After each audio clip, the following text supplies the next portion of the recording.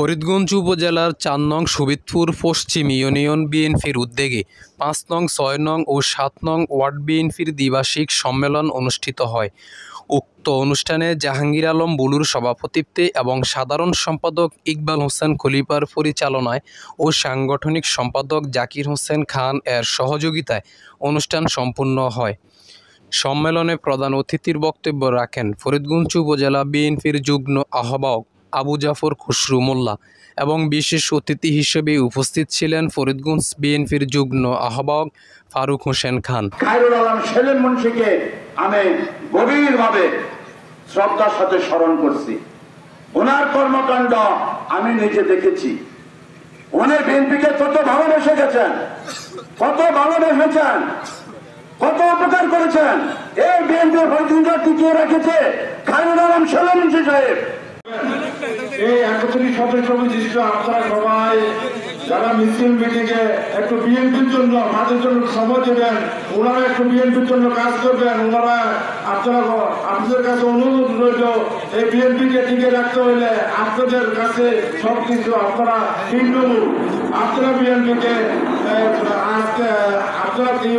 বিএনপিকে সংগঠিত করবেন এবং এম এ হান্নান সাহেবকে আপনারা নমিনেশন পাওয়ার জন্য, নির্বাচিত করার জন্য সকল কার্যক্রম আপনারা করবেন। আপনি প্রতিদিনই বলছেন জনগণ জনগণ জনগণ আমাকে ভোট দিয়েছে। কোথায় সেই জনগণ?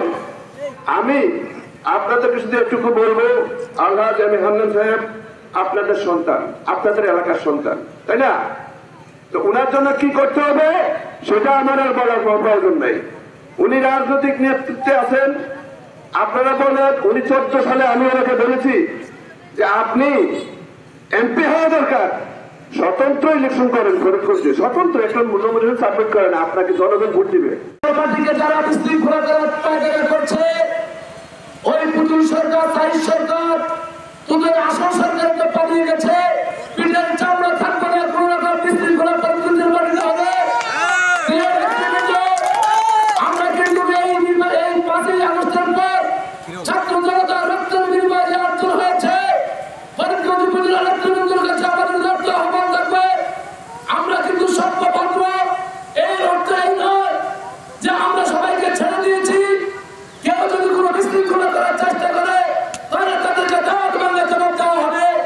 যেন না হয়, এই ৪ নম্বর ইউনিয়ন থেকে সবাই যেন এক তারে এক ছুঁড়ে যেন হান্নান সাহেবকে আমরা বিফল ভাবে জবাব করে আগামী সংসদে যেন আমরা ওনাকে পাঠাতে পারি। আরও উপস্থিত ছিলেন ৪ নং সুবিদপুর পশ্চিম ইউনিয়ন চেয়ারম্যান মহসিন হোসেন এবং উপস্থিত ছিলেন উপজেলা ও ইউনিয়নের অঙ্গ সংগঠনের নেতৃবৃন্দ।